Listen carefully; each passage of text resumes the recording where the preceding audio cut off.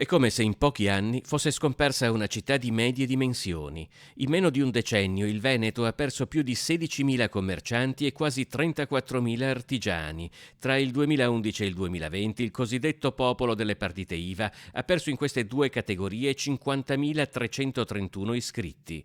Nell'artigianato le situazioni più critiche sono a Rovigo e Verona, meno 22%, a Vicenza, meno 17,8% e a Belluno, meno 16,9%.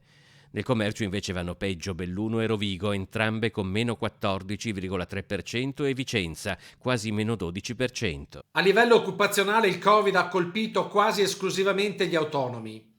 Con tante botteghe e negozi chiusi, anche le città del Veneto sono meno vivibili e più insicure.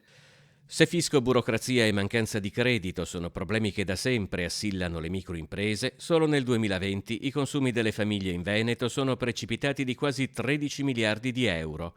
Un crollo che, incrociato col boom degli acquisti via internet, ha rappresentato un colpo mortale per diverse attività che si alimentavano quasi esclusivamente di domanda interna e che si traduce ora in quella lunga serie di saracinesche abbassate che stanno iniziando a caratterizzare grandi e piccole città. Bisogna aiutare le microimprese rimaste.